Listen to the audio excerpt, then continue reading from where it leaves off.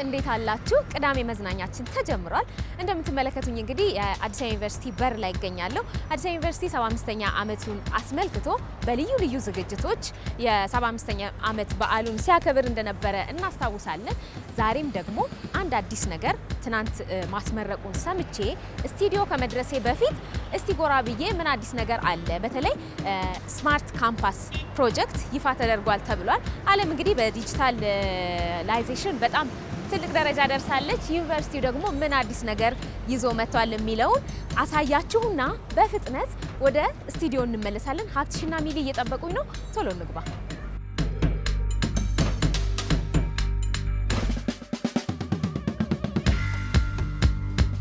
ይሄ ነገር እኔን ስለማያቀኝ እንግዲህ አያስገባኝም። ይህ እንግዳ መግቢያ ይመስለኛል። በዚህ ብገባ ይሻለኛል። እንግዲህ ይህ ሲስተም ከ3000 በላይ የተማሪዎችን መረጃ የያዘ ነው። ተማሪዎቹ ደግሞ ዲጂታል አይዲ ተዘጋጅቶላቸው አይዲው ኪዋር ኮድ አለው። ኪዋር ኮዱን ስካን አድርገው አሊያም ደግሞ ፊታቸው ስለተመዘገበ ፌሻል ሬኮግኒሽን ስለሚያደርግ ማሽኑ ፊታቸውን እያሳዩ በቀላሉ መግባት ይችላሉ። ከተማሪዎችም በተጨማሪ 9000 የተቋሙ የአዲስ አበባ ዩኒቨርሲቲ ሰራተኞች ልክ በዚህ መልክ ልክ ተማሪዎቹ እንደተመዘገቡት ፊታቸው ተመዝግቧል። ፊታቸውን እያሳዩ ወይም ደግሞ አይዲያቸውን እያሳዩ በቀላሉ መግባት ይችላሉ ማለት ነው። ከዚህ በተጨማሪም በዚህ በስማርት ካምፓስ ፕሮጀክት የተለያዩ ከ300 በላይ ካሜራዎች በግቢ ውስጥ ተገጥመዋል። እነዚህ ካሜራዎች የተለያየ አይነት እንቅስቃሴ እንዳይኖር ወይም ደግሞ ሲኖርም ያው ይቀርጻሉ፣ ያስቀምጣሉ። መረጃው ደግሞ እስከ 30 ቀን ድረስ ቪዲዮዎቹ፣ ፎቶዎቹ ዳታ ሴንተር ውስጥ ይቀመጣሉ ማለት ነው። እንግዲህ ይህን ያህል ካልኳችሁ ዘንድ የተሰሩትን ነገሮች በጥቂቱ ላሳያችሁ።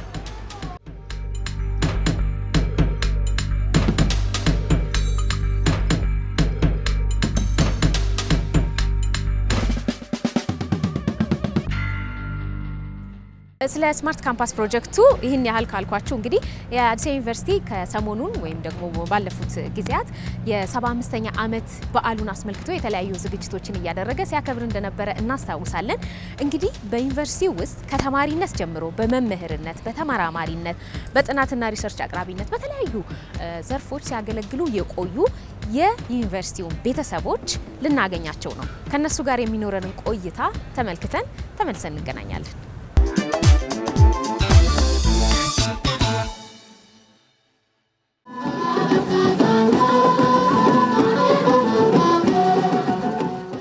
እንኳን ለ75ኛው አልማዝ ኢዮቤልዩ በዓል በሰላም አደረሳችሁ።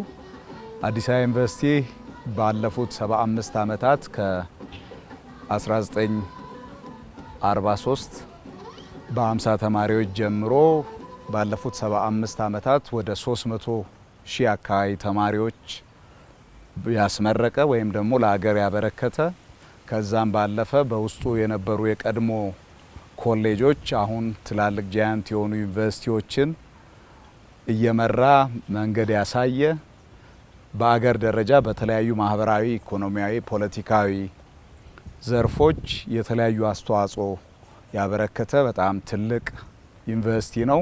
የዚህን ትልቅ ዩኒቨርሲቲ ያለፉት 75 ዓመታትን ጉዞ በተለያየ መልክ ያው ስናከብር ስንዘክር ቆይተናል።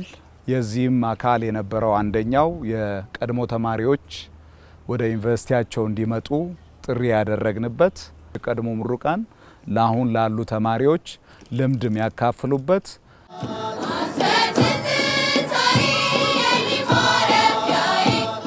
ሰባ 75ኛ ዓመት ፕሮግራሙን ስንጀምር ግራጁዌሽን ነበር የነበረው የሰኔ ባለፈው ዓመት ላይ 2017 ላይ የነበረውን ግራጁዌሽን በ75ኛ ዓመቱ ሴሌብሬሽን እቅፍ ውስጥ ነበረ።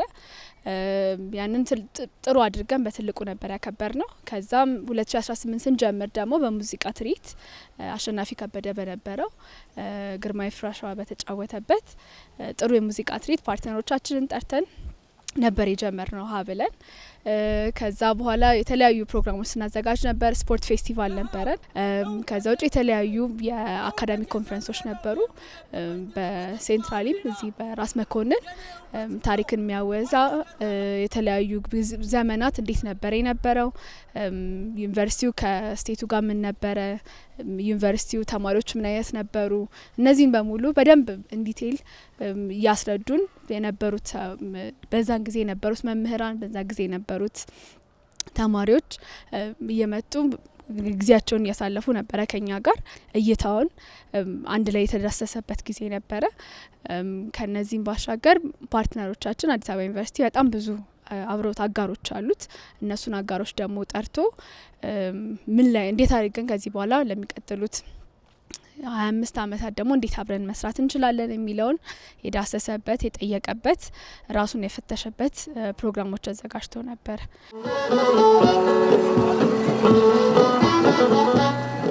አዲስ አበባ ዩኒቨርሲቲ ለመጀመሪያ ጊዜ 1943 ሲመሰረት የሳይንስና የአርት ፋኩልቲ በሚል በሁለት ካታጎሪ ነው የተመሰረተውና ከመነሻው ጀምሮ ይህንን እሳቤ ወይም የስነ ጥበብን እሳቤ በተለይም ባህላዊ የሆነውን የስነ ጥበብ ክዋኔያችንን ዓለም አቀፋዊ ይዘትና ዘመናዊ እሳቤን እንዲቆራኝ ወይም ደግሞ እንዲዋደድ ለማድረግ ሙከራ የተደረገበት ነው ብዬ አስባለሁ እና ከውልደቱ ጀምሮ አብሮ የኢትዮጵያን የስነ ጥበብ እሳቤ ፕሮፌሽናል ለማድረግ የጣረ በዚህ 75 ዓመት ውስጥም ከፍተኛ ሚና ያለው ዩኒቨርሲቲ ነው። እንዲያውም ሴንተር ኦፍ ኤክሰለንሲ በዚህ እሳቤ ውስጥ እናገኝ ካልን ከአዲስ አበባ ዩኒቨርሲቲ ውጭ ማሰብ አንችልም።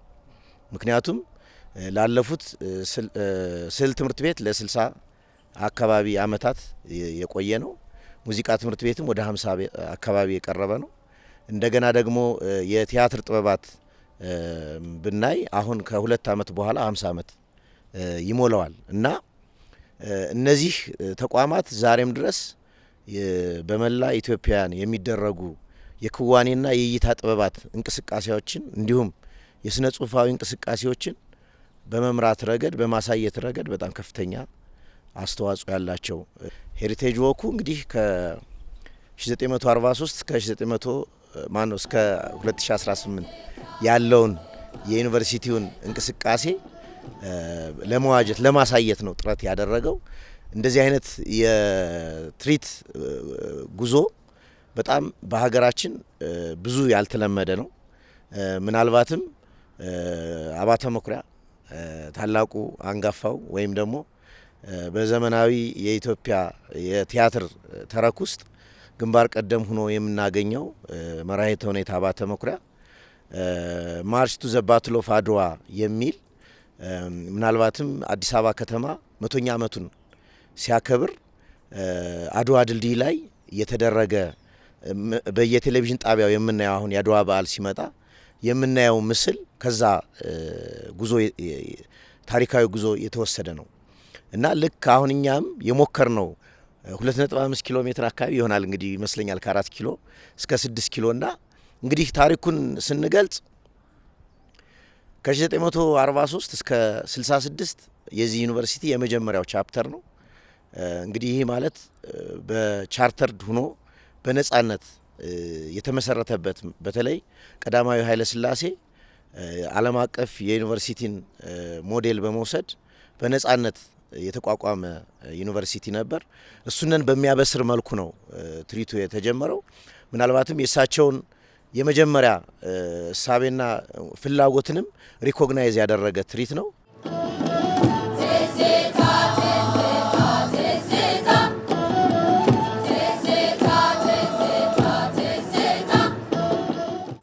ስነ ጥበብ የኢትዮጵያን መጻኢ ዕድል ጥያቄዎች መጠየቂያ መሳሪያ ሆኖ አገልግሏል።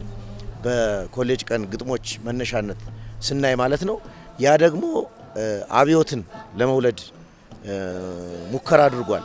በተለይ ባህል ማዕከል አሁን እዚህ የምናየው 1953 አይ ቲንክ ይመስለኛል የተመሰረተው። የመጀመሪያው መሬት ላራሹ የተቀነቀነው ባህል ማዕከል አዳራሽ ውስጥ ነው። እና እነ ብርሃነ መስቀል ረዳ እነ ዮሐንስ አድማሱ የነሱን ግጥሞች የነሱን ቲያትሮች በጊዜው ብናስታውስ በጣም ይህንን ነገር ያመላክትልናል። እና ከዛም አልፎ መሬት ላራሹ እንግዲህ ተቀነቀነ። የአብዮቱ ዋዜማ በአብዛኛው ተማሪዎች ንቅናቄ ፈጠሩ። ያን ንቅናቄ ለማሳየት የሞከርነው እንግዲህ ከ1943 እስከ 66 ባለው ከ4 ኪሎ እስከ 5 ኪሎ ባለው ጉዟችን ውስጥ እሱን ሴሌብሬት ለማድረግ ሞክረናል። ከ66 እስከ 83 ያለውን ደግሞ ከ5 ኪሎ እስከ ሰማዕታት ሐውልት ነው። እንግዲህ ነጻነቱን ሙሉ በሙሉ ያጣበት ዘመን ነው ማለት ይቻላል። በራሱ ነጻነት ከመንቀሳቀስ አልፎ በትምህርት ኮሚሽን እንዲመራ ሆኗል አዲስ አበባ ዩኒቨርሲቲ። በዛ ጊዜ እንግዲህ ከወቅቱ ስርዓት ጋራ የትምህርት ሐሳቤውም ወደዛ አይነት የመቃኘት እድል ገጥሞታል። በዛ ውስጥ እንግዲህ የሚታየው እንግዲህ ለእድገት በህብረት ተማሪዎች የዘመቱበት ሂደት ነው። እሱነን በትርኢት ውስጥ ለማብሰር ሞክረናል። የ83 እስከ 2010 ያለውን ደግሞ ከሰማዕታት ሐውልት እስከ አንደኛ በር በዛ ላይ ደግሞ እንግዲህ መልቲ ካልቸራሊዝም የሆነውን ወይም ደግሞ የብሔር ብሔረሰቦችን ሙቭመንት ሊያመላክቱ የሚችሉ እና አንዳንድ እንቅስቃሴዎችን በሂደቱ እዛ ላይ ለማሳየት ሞክረናል። አሁን ደግሞ ከ2010 በኋላ የመጣውን እንደገና ተመልሶ ዳግም ለዘመናት ሲጠይቅ የነበረው ዩኒቨርሲቲው የራስ ገዝነት ማዕረግ የተቀበለበት መልሶ ያገኘበት በሙሉ ነጻነትና በሙሉ ኃላፊነት ራሱን እንደገና ሪዲፋይን ሊያደርግ የፈለገበትን መንገድ ከአንደኛ በር እስከ መኮንን ራስ መኮንን ሆል ድረስ ለማብሰር ሞክረናል ማለት ነው።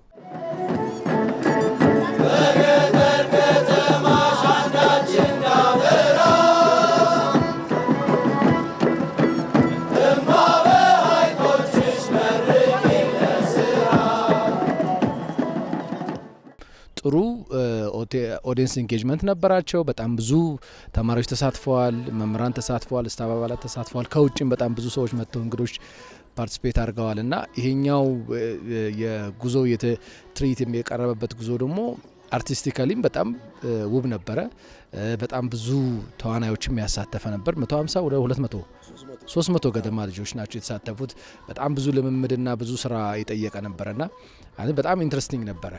የአዲስ አበባ ዩኒቨርሲቲ በዓል ተከብሮ ግቢ ውስጥ ብቻ አለመቅረቱና በሰፊ ሁኔታ ሚዲያ ላይ ኢንጌጅ መደረጉ አንዱ አላማው ይሄ ነው።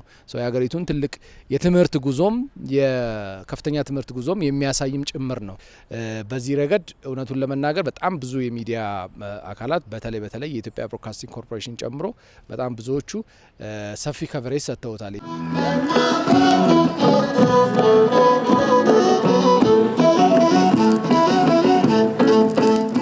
ተማሪዎች ብቻም ሳይሆኑ በዚህ ትምህርት ቤት ውስጥ ወይም ደግሞ በዚህ ዩኒቨርሲቲ ውስጥ ያለፉ በርካታ እውቅ የሆኑ የሀገራችን ተዋንያን እንደነ መሰረት መብራቴ፣ እንደነ ተፈሪ አለሙ፣ እንደነ ለምለም ኃይለ ሚካኤል የመሳሰሉ ድምፃውያን ሁሉ እነ ተስፋዬ ሲማ የመሳሰሉ ባለሙያዎች በዚህ ሄሪቴጅ ወክ ውስጥ በጣም ተሳትፈዋል።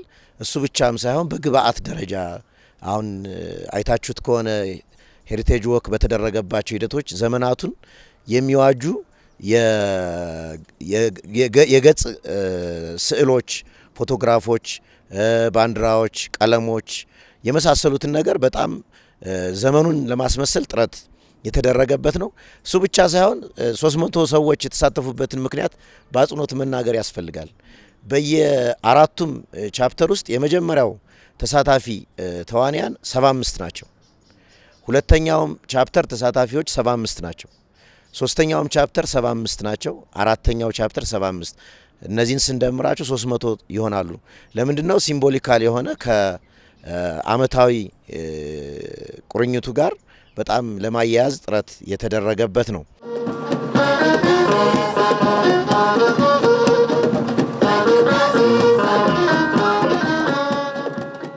የቤተሰብ ቀን ወይም ደግሞ የአሉሙናይ ሆም ካሚንግ ቀን አንዱ የተደረገው ኢቬንት አዳራሽ ራስ መኮንን ውስጥ የነበረው ምንድነው? የቀድሞ ምሩቃኖች ወደ ዩኒቨርሲቲያችን መጥተው በተማሪነት ወቅት በዚህ ዩኒቨርሲቲ በሚያልፉበት ወቅት የገጠማቸውን የህይወት ተመክሮ ትዝታቸውን ያጋሩበት አንዱ ከዚህ እንግዳ ውስጥ ለምሳሌ ተፈሪ አለሙ ነበር። ተፈሪ አለሙ የአዲስ አበባ ዩኒቨርሲቲ 30ኛው አመት አኒቨርሰሪ ወቅት እዚሁ ዩኒቨርሲቲ ተማሪ ሆኖ ካበረከተው አንዱ አበርክቶ የነበረው አዲስ አበባ ዩኒቨርሲቲን ሚል ግጥም በተስፋዬ ማን ነው የተዘጋጀው ለማ የተዘጋጀው ዜማው እሱ አንዱ እንደውም ማሳያ የነበረው እዚህ መጥተው የቀድሞ ምሩቃኖች ማለት ታድሞ ብቻ አይደለም የሄዱት ትዝታቸውን አካፍለው ብዙዎቻችን አስፓየር ያደረግንበት ቴምበር እነሱን ብትናገሪ አራት ቴምበር ናቸው። አንደኛው 75ኛ አመት የሚዘክር የ75ኛ አመትን ሎጎ ስፔሲፊክ ሎጎን ያደረግነው። ሌላው ሁለት ያው አዲስ አበባ ዩኒቨርሲቲ ሲባል ወይም ዩኒቨርሲቲ ሲባል ብዙዎቻችን የምናውቀው በሩን ነው። የበሩንና የራስ መኮንን አዳራሽ ከዛ ደግሞ የዩኒቨርሲቲው አርማ ያለበትን አራቱን አድርገን ነው ቴምብሩ ላይ ነበረው። ከዛ ውጭ አይ ቲንክ በዛ ቀን ደግሞ ከአሉሚኒየም ሆም ካሚንግን ስናከብር ያደረግነው ነገር ምንድነው ሰዎች ከ25 አመት በኋላ ለሚመጡት ሰዎች ምን ትመኙላቸዋላችሁ ምን ማየት ትፈልጋላችሁ ብለን የነበሩትን እንግዶች የተንበሩ ቀድሞ ተማሪዎች አሁን ያሉ የማኔጅመንት ኃላፊዎች ማኔጅመንት ውስጥ ያሉ ሰዎች ዊሻቸውን አስቀምጠዋል። እሱም አይ ቲንክ ለብዙ ሰው ሴንቲሜንታል የሆነ ነገር ትቶ አልፏል ብዬ አስባለሁ። አሁን ደግሞ አዲስ አበባ ዩኒቨርሲቲ እንደ ተቋም 75 አመቱን ብቻ ሳይሆን ያከበረው አዲስም ምዕራፍ ነው የተሻገረውና በዚህ በለውጥ ጊዜ ላይ ይሄ ሁሉ የማህበረሰቡ አንድ ላይ ሆኖ 75ን ማክበር ማለት ባለቤትነት ተሰምቶት ያለው የተቋማዊ ለውጥ ሳያዳግተው ማክበር በመቻላችን እኔ በጣም ማመስገን እፈልጋለሁ። የሁሉንም ከፋሲሊቲ ጀምሮ ፕሮኪርመንት ብዙ ኢንስቲትዩሽኑ አንድ ላይ ነው ተንቀሳቅሶ ይሄንን ባህል ያከበረውና ለመጻፍ እየሞከር ነው። ብዙ ፕሮጀክቶች ስላሉ አይ ቲንክ ሁሉንም እየጠቀስን አይደለም፣ ግን መጻፍ የጻፍን ነው። እስከዛሬ 75 አመቱን ዩኒቨርሲቲው ሲያሳልፍ መጽሐፍ አልነበረንም ጎልቶ የወጣ እሱን እየሰራን ነው። በኢትዮጵያ የመጀመሪያውን ለሳምንት የቆየ ብዙ ትልልቅ የሊትሬቸር ሰዎች መጥተው መጽሐፎቻቸውን ከአንባቢዎቻቸው ጋር ተገናኝተው ከተማሪዎች ጋር ተገናኝተው ብዙ ጥሩ የሆኑ ስለ የኢትዮጵያ ሊትሬቸር የት ነው ያለው፣ ወዴትስ ይሄዳል፣ አዲሱ ትውልድስ ምንድነው መውሰድ ያለበት የሚለውን ነገር በደንብ አዋስተው በጨዋታና በቁም ነገር አዋስተው አሳልፈናል አንድ ሳምንት።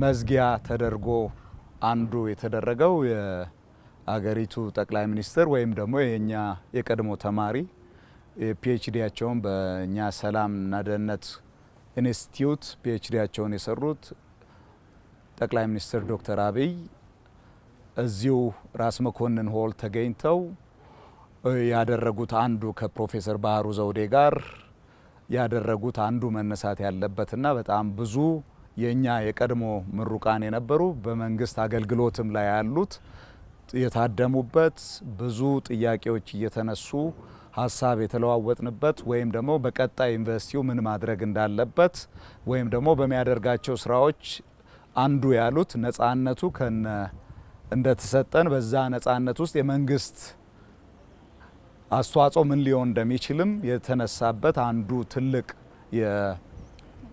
መድረክ የነበረው ይሄ ሃይ ሌቭል ወይም ኮንፈረንስ ወይም ደግሞ እንደ ወርክሾፕ ያደረግነው እሱ ትልቁ አንዱ ኢቨንታችን ነው ብዬ እሱን ማንሳት ፈልጋለሁ።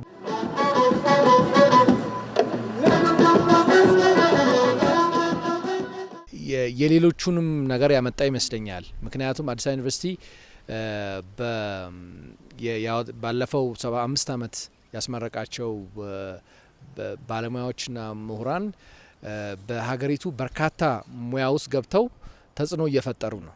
ለምሳሌ በመንግስት አስተዳደር ውስጥ ገብተው እየሰሩ ነው። ልክ ትላንትና እንደቀረበው ክቡር ጠቅላይ ሚኒስትሩም የኛው ተመራቂ ናቸው። ብዙ ሚኒስትሮች እንደዚሁ አሉ። በተለያየ መንግስት ኃላፊነት ቦታ ላይ ኃላፊነት ይዞ የሚሰሩ ባለሙያዎች አሉ። ሚዲያ ላይ ቅድም እንዳነሳሁት በጣም በርካታ የሚዲያ ባለሙያዎች ከአዲስ አበባ ዩኒቨርሲቲ እየተመረቁ ናቸው። ኪነ ጥበቡ ላይ በተለይ በጣም ብዙ ከያሬድ ሙዚቃ ትምህርት ቤት፣ ከአለ ስነ ጥበባት ትምህርት ቤት፣ ከቲያትር ትምህርት ቤት በጣም በርካታ የቲያትር ባለሙያዎች ለምሳሌ አሁን ባለው ሁኔታ በቲያትር ቤቶች ብንመለከት በጣም እንደው ኤግዛክት ቁጥሩ ባይኖረኝ እንኳን ከ70-80% በላይ ያሉ ባለሙያዎች የአዲስ አበባ ዩኒቨርሲቲ ምሩቃን ናቸው። ሁሉንም አይ ቲንክ ማመስገንም ይገባናል። በዚህ አጋጣሚ በመንግስት ተቋማትም መንግስታዊ ያልሆኑ ድርጅቶችም የሚዲያም የኪነ ጥበብም ሰው 75ኛ ዓመቱን በተመለከተ ላደረጉት አስተዋጽኦ በሙሉ ሰፊ ምስጋና ይገባቸዋል፣ ትልቅ ምስጋና ይገባቸዋል ብዬ አስባለሁ።